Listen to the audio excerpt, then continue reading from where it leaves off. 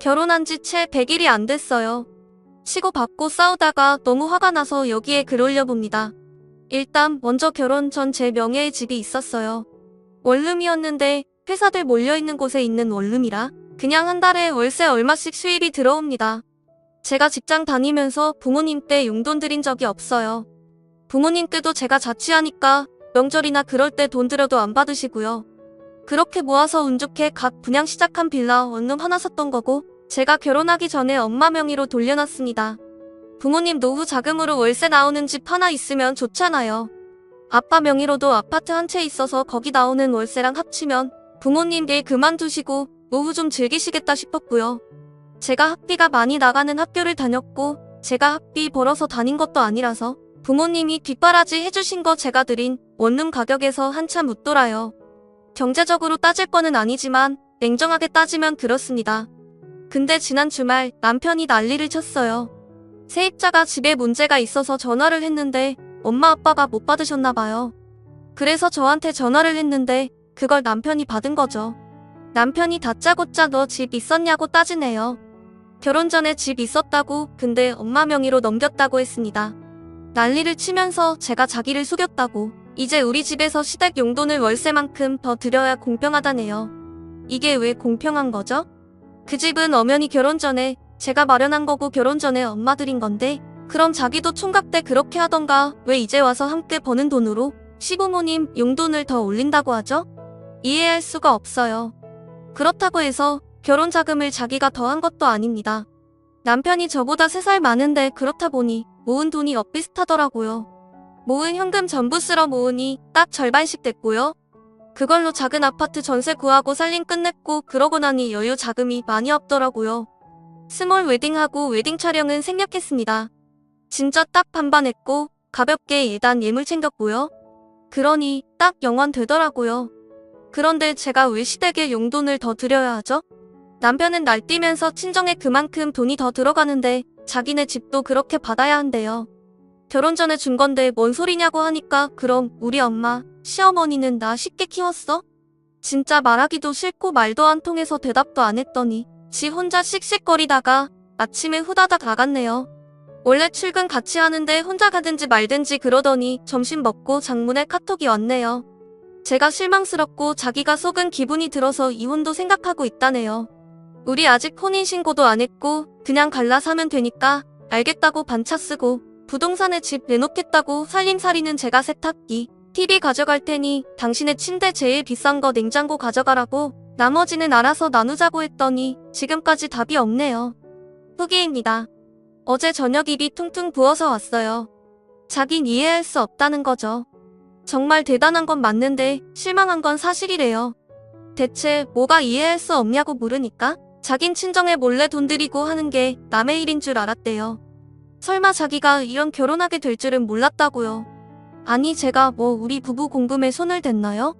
아니면 지금 같이 살고 있는 집에 손을 댔나요? 저희 부부는 월급 각자 관리해요. 대신 월급여가 얼마인지 상여가 얼마인지 다 알아요. 여기서 각자 150만원씩 저축 명목으로 각출하고요. 각자 70만원씩 생활비, 공과금, 보험 포함 명목으로 각출합니다. 각출한 공급은 제가 관리하고 있고요. 생활비에서 남는 금액은 여러가지 재테크를 합니다. 공금을 제가 관리하는 건 남편에 동의하여야 합니다. 엑셀로 가계부 쓰고 그건 남편도 언제든 볼 수가 있고요. 제가 회계 관련 직업이라 남편이 맡겼어요. 또 각자 20만원씩 각출해서 상대방 이름으로 양가 부모님께 용돈 드리고 있습니다. 나머지 남는 금액은 돈을 길거리에 갖다 뿌리든 갈아서 마시든 서로 터치 안 하고 있고요. 남편은 바로 이 부분 각자 각출하는 금액을 더 올려서 딱 그 집 월세만큼 시댁에 더 드리고 싶다는 거죠. 왜 결혼 전 제가 산 집에서 나온 월세만큼의 비용을 저희 공동자산에서 드리겠다고 하는 거죠? 그래 좋다. 그럼 더 낼 테니까 당신도 더 내라. 우리 친정 부모님께도 똑같이 주겠다고 그랬더니 저랑은 말이 안 통한다고 사기당한 기분이래요. 그래도 정말 제가 자기 기분을 이해하고 진심으로 사과하면 없었던 일로 할 거라네요. 웃기고 앉아있어요. 정말. 그럼 알겠다. 우린 몇 개월이라도 같이 살았으니 사실은 인정될 거고 그럼 그걸로 법정 소송을 걸든 알아서 해라 하고 전 오늘 신혼집 내놓기로 했습니다. 그다지 비싸지 않은 전세라서 금방 빠질 것 같다네요. 가구는 살림 준비할 때 카드 내역서 다 갖고 있으니까 금액으로 딱 나누기로 했습니다. 아니면 지가 다 가져가고 저한테 현금으로 주던지 감가상각비 따져서 청구할 거니까 남편한테 불리한 건 아니겠죠? 서류상으로 묶인 게 없으니 번갯불에 콩 부어 먹듯이 관계가 정리가 되네요. 사실 그냥 지금은 버릇 고치려고 하는 게 절반? 진짜 이혼할 생각 절반이지만 진짜 진지하게 사과하면 흔들릴지도 모르겠는데 그럴 때는 엄마 명의 그 집은 나중에 저한테 안 오고 동생한테로 갈 거라고 해보죠 뭐. 아마 그럼 자기가 먼저 저한테 나가 떨어지라고 할 거예요. 그럼 저도 없던 점도 떨어질 겁니다. 확신합니다. 또 아닌 것 같을 땐 하루라도 빨리 끝내야 하는 게 맞지 않을까 싶어서 의견 조율이 없으면 최대한 빨리 헤어질 겁니다. 근데 의견 조율 없을 거예요. 저 남편 오후 상태 봐서는 앞도 제 미래에 대해 우려표하시는 분들 다음 결혼 때 결혼 사실 숨기지 말라고 하셨는데 아예 결혼 안 하고 살 거니까 숨길 일도 없을 겁니다. 마지막 후기가 될 것 같아요. 남편이 세입자료부터 전화 받은 지 채 일주일도 안 지났는데 결국 이 지경까지 왔네요. 일주일은 무슨 며칠밖에 안 지났는데 이게 뭔지. 남편은 출근할 때마다 업그레이드가 되는지 어제 퇴근하고 와서는 진짜 개의 소리를 냈고요. 그래도 갈라서는 건 좋음 이러면서 만약 남편이 진지하게 사과를 한다면 받아줄 수도 있겠다. 그런 생각을 했던 저를 다시 한번 정신 차리게 해주었네요. 매우 감사해요. 어제는 남편한테 부동산 같이 가자고 했습니다. 집주인한테 집을 내놔야 할 것 같다 미리 말했고 혹시 제가 혼자 부동산 갔다가 또 그걸로 꼬투리를 잡을까봐 같이 가자고 했습니다. 잽싸게 조퇴 쓰고 오더라고요. 그러면서 부동산 가기 전에 얘기 좀 하자요. 자기는 요즘 회사에서도 일이 손에 안 잡힌다. 너 태도 보고 진심으로 미안하다고 하면 난 지금 이 시간 당장이라도 너랑 잘 살 생각하려고 했다. 근데 넌 지금 태도 보면 전혀 그럴 생각이 없는 것 같다. 나도 물러설 수가 없다 이래요. 알겠다고 부동산 가자고 했습니다. 그랬더니 또 입이 대빨 나와서는 어차피 명의가 내 이름으로 되어 있는데 무슨 소용이 있냐고 하네요. 그때도 확정신고 기타 등등 하기 귀찮아서 나한테 다 떠넘긴 겸해서 이제 와서는 피해자인 척. 전세고 계약서 상에는 제 이름으로 되어 있지만 특약사항에 주인이랑 합의하고 보증금은 1분의 1씩 임차인 1, 2한테 각자 반환한다는 문구 넣었었어요. 이 계약서는 설정까지 다 했는데 뭔 헛소리인지. 그땐 공정하게 하자고 둘 다 모든 걸 함께 하자는 좋은 뜻으로 그렇게 한 거였는데 오히려 지금 와서 보니 일처리가 수월하네요. 그렇게 집 내놓고 집으로 돌아오는데 남편이 또 지금이라도 고집 꺾고 서로 진지한 대화를 하면 상황 돌릴 수 있대요. 그럼 그러자고 하고 대신 그 집 얘기는 꺼내지 말라고. 그럼 나도 당신이랑 같이 살아볼 생각이 있다고 했습니다. 근데 그건 분명 제가 사과해야 할 부분이지만 그냥 넘어가겠대요. 그렇냐? 다행이다. 연애할 때 그 집 돌렸다고 얘기 못한 건 미안하다. 근데 연애 때 모든 걸 다 공유해야 한다면 왜 당신은 직장 이직하는 것도 이미 이직하고 나서 통보했냐? 연애 때 남편이 지금 직장으로 이직을 했어요. 그건 문제가 다른 거래요. 근데 난 시부모님 용돈 더 드리는 건 합의할 수 없다. 당신 용돈에서 더 드리라고 했더니 한숨 쉬면서 역시 전답이 없다네요. 친정이는 그렇게 퍼주면서 시댁도 가족인데 그렇게 못하냐고 하네요. 자기도 안 돼요. 어차피 그 집이 저한테 돌아올 거라는 거. 근데 그 기간 동안 시댁에 용돈은 줘야 한대요. 아니 시댁도 가족인 거 맞는데 왜 연애 때 산 집 월세만큼 왜 제가 더 줘야 하냐고요. 저 부분에선 타협이 없어요.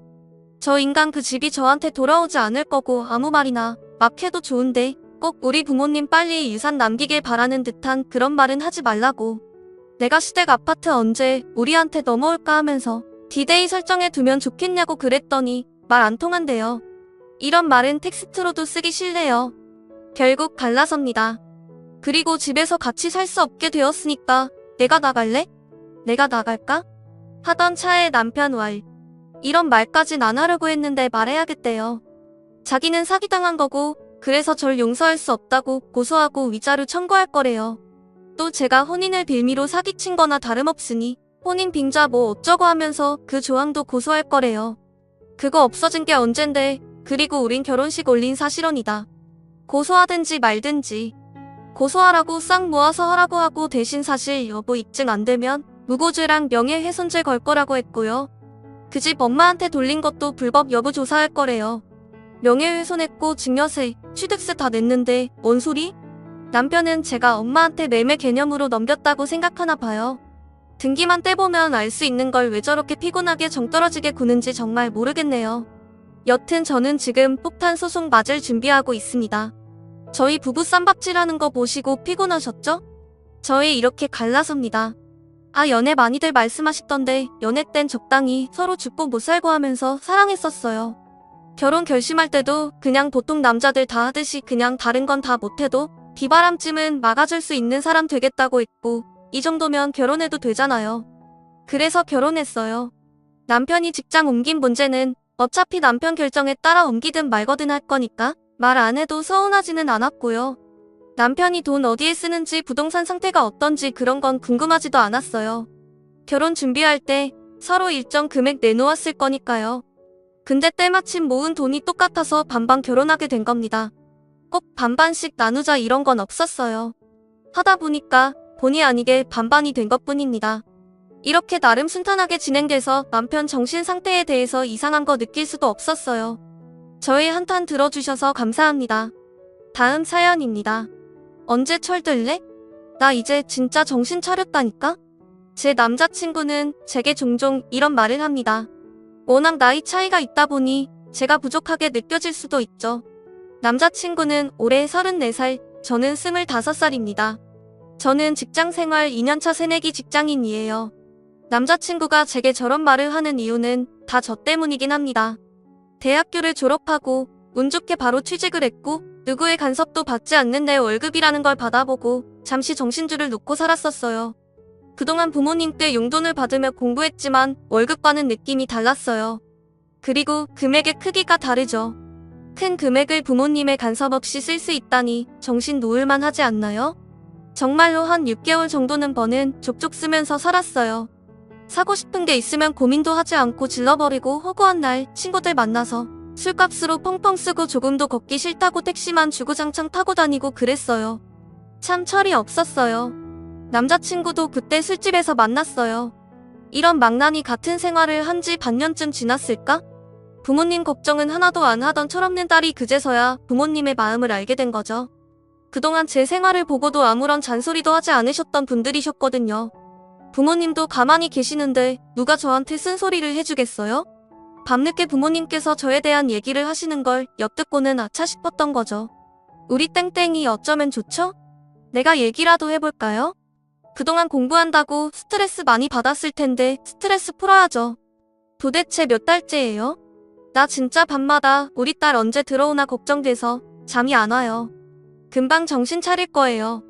우리가 우리 딸 안 믿으면 누가 우리 딸 믿어요? 다시 예전처럼 돌아오겠죠? 그럼요. 우리 조금만 믿고 기다려봐요. 내가 지금 돈을 버는 것도 다 부모님의 지원이 있었기에 가능했던 일인데 저는 그걸 잠시 잊고 살았던 거죠. 그동안의 제 행동들이 얼마나 후회스럽던지 몰라요? 그제서야 진짜 제대로 된 삶을 살기 시작했어요. 늦었지만 부모님께 제 월급으로 옷도 한 벌 해드리고 매식도 했어요. 사치스럽게 쇼핑하던 것도 싹 끊고 친구들도 한 달에 두세 번만 만나고 이제 택시는 위급한 상황이 아니면 거들떠도 안 봐요. 그리고 매달 부모님께 용돈도 조금씩 챙겨드리고 제 생활비 일부를 제외하고는 착실하게 적금도 붓고 있습니다. 제 통장에는 아직 남에게 말하기엔 부끄러운 수준의 금액밖에 없지만 저는 이제 시작이잖아요. 나이도 어리겠다. 뭐가 문제겠어요. 사실 결혼 생각도 전혀 없었어요. 지금의 남자친구와 결혼까지는 아니다. 이건 아니지만 아직 이르다는 생각이 컸거든요. 그런데 남자친구는 나이가 있으니 결혼을 서둘렀어요. 제 나이가 결혼 정년기도 아니고 그렇다고 남자친구와 오랫동안 만난 것도 아니니 당연히 저는 거절을 했죠. 아무래도 제가 가진 돈이 많지 않다는 게 선택에 큰 영향을 줬어요. 오빠, 우리 결혼은 아직 이르지 않아? 내가 결혼 상대로 별로인 거야? 아니야, 그건 아닌데. 내가 돈도 별로 없고. 에이, 뭐하러 그런 생각을 해. 돈은 나도 있고 같이 벌면 되지. 그래도 나는 땡땡이가 뭔 말아도 좋아. 남자친구의 말에 며칠 고민을 했어요. 제 결론은 내 못났던 시절과 지금의 나 자신을 그대로 받아주는 남자와 결혼해도 괜찮겠다였어요. 부모님께 말씀드리니 난리가 났죠. 25살짜리 딸내미가 결혼을 하겠다니 놀라실만 합니다. 저는 남자친구가 제게 해줬던 말들을 말씀드렸어요. 부모님께서도 한참 생각을 하시더니 한번 만나보자고 하시더라고요. 그렇게 남자친구가 저희 집에 인사를 오게 되었어요. 우리 땡땡이가 나이가 아직 어린데 그렇게 서두를 필요가 있나? 장인어른, 저 정말 땡땡이 행복하게 해줄 자신 있습니다. 내가 정말 자네를 믿어도 되겠나? 남자친구의 태도에 저희 부모님도 결국 허락을 해주셨어요. 그리고 저희 가장 큰 걱정이었던 금전적인 부분도 부모님께서 해주시기로 하셨습니다. 사실 저는 저희 부모님 문제만 해결되면 저희 결혼에는 더 이상 장애물은 없을 줄 알았거든요. 근데 복병은 따로 있었어요. 제가 남자친구네 집에 인사를 드리러 갔을 때의 이야기입니다. 그래, 모아둔 돈이 없다고 하던데 결혼은 어떻게 할 거니? 부모님께서 조금 도와주시기로 하셨어요. 에휴, 요즘 애들은 성인이 돼도 부모 도움 없이는 아무것도 못하는 게 문제야 문제. 살림은 좀 할 줄 알고? 배워가면서 살려고요. 아이고, 아무것도 없고 아무것도 모르는 애를 데려왔네. 아이고, 사실 저도 기분이 막 좋지는 않았어요. 제가 결혼하겠다고 덤벼든 것도 아니고 다 괜찮다고 결혼하자고 한 건 남자친구잖아요. 그리고 25이면 대학교를 졸업한 지 얼마 되지도 않았는데 어떤 며느리감을 원하셔서 저러시나 싶었어요. 그래도 어른들 눈에는 철부지 어린애로 보일 수도 있겠다 싶어서 좋게 넘어가려고 했었어요. 계속 웃으면서 열심히 살겠다, 노력하겠다, 배우겠다를 앵무새처럼 반복했어요. 그래도 여전히 저를 보는 눈빛은 아주 냉랭하게 그지없었네요. 위아래로 훑어보며 연신 한숨을 내쉬는 어머님을 보면서 저도 점점 기분이 안 좋아졌죠. 마지막엔 내가 웃는 건지 우는 건지도 모르겠다 싶은 정신으로 나왔어요. 그나마 남자친구가 엄마 말 신경 쓰지 말라며 말로만 저러시지 잘해주실 거라고 다독여줬어요. 그때는 그렇게 지나갔는데 조금 신경 쓰이는 점이 있었죠. 제가 남자친구와 결혼을 약속하고 저희 부모님께 지원을 받는 것도 남자친구는 이미 알고 있는 사실이에요. 남자친구가 어머님께 제 얘기를 했다면 분명히 이 얘기도 했을 거예요. 근데 굳이 제게 다시 물어보신다는 건 그게 마음에 안 드신다는 표현이겠죠? 만약 남자친구가 제 얘기를 하지 않았다면 제가 모은 돈이 없다는 것도 모르셨어야 하잖아요.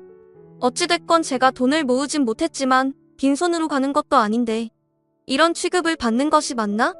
싶었어요. 사회초년생이 돈을 모으면 얼마나 모으고 살림을 배웠으면 얼마나 배웠겠어요?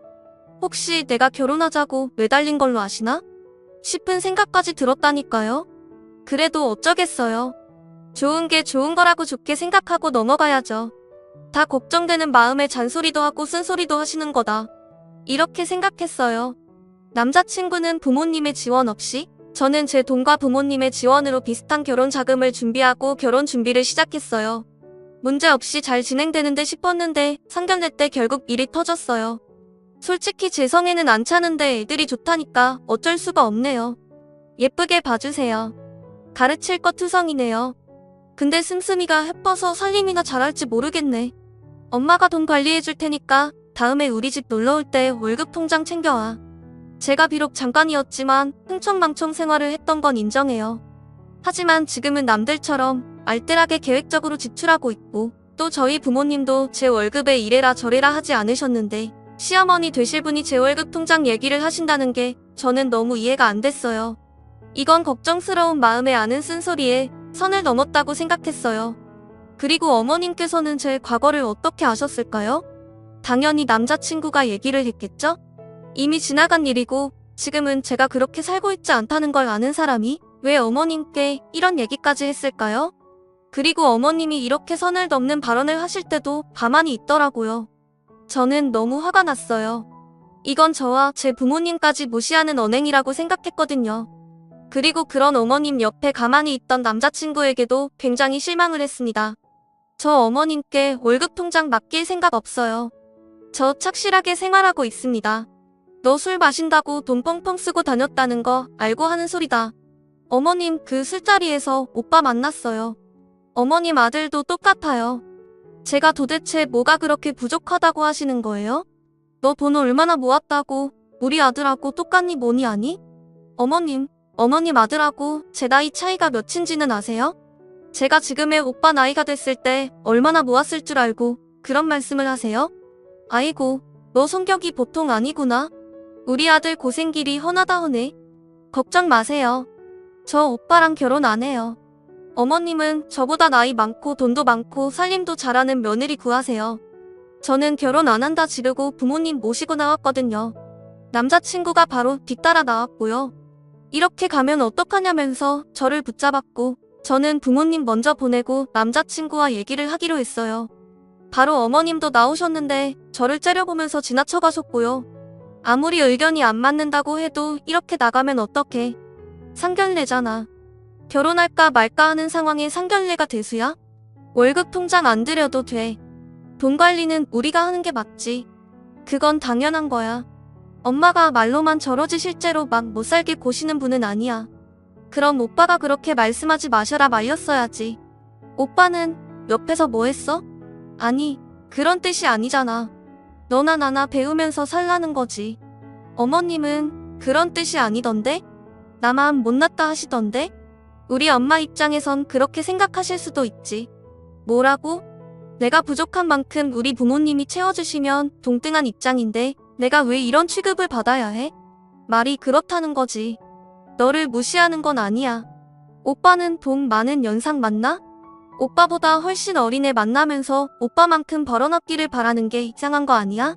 말로는 무시 안 한다 어쩐다 하는데 그게 본심이겠죠. 그렇게 남자친구와 어머님께 휘둘려 살 거면 부모님께 손 안 벌리고 빈손으로 시집가죠. 뭐하러 두둑히 챙겨서 제 발로 지옥문 열겠어요? 사회초년생이 근 10년을 일한 사람과 같은 재산을 가지고 있는 게 말이 되나요? 이런 말 같지도 않은 이유로 무시를 당하게 눈에 선한데 어떻게 결혼을 하겠어요. 남자친구는 계속 진심이 아니었다며 붙잡았지만 저는 남자친구를 무시하고 집으로 가서 부모님께 말씀드렸어요. 저 결혼 안 하겠다고. 저 그런 집에 시집 안 갈 거라고요. 부모님께서는 내심 안도하는 표정을 지으셨어요. 저 어머님이 무시하지 않아도요. 남편 의견 존중하고 알뜰하게 열심히 살아보려고 했어요. 진심인지 아닌지는 모르겠지만 진심이 아니라면 이런 불필요한 감정 싸움을 할 필요가 있을까요? 말로만 듣던 기선제압 뭐 이런 건가요? 아직 어려서 능력이 부족한 걸 후려치고 까내리고 기죽이면 고분고분 시키는 대로 하면서 살 거라 착각하는 걸까요? 저는 이 일을 계기로 다짐을 했습니다. 누군가에게 무시당하지 않을 만큼 열심히 살아야겠다고요. 그리고 이제 나이 차이가 많이 나는 남자는 거들떠도 안 볼 것 같아요. 이렇게 인생 공부하는 거겠죠?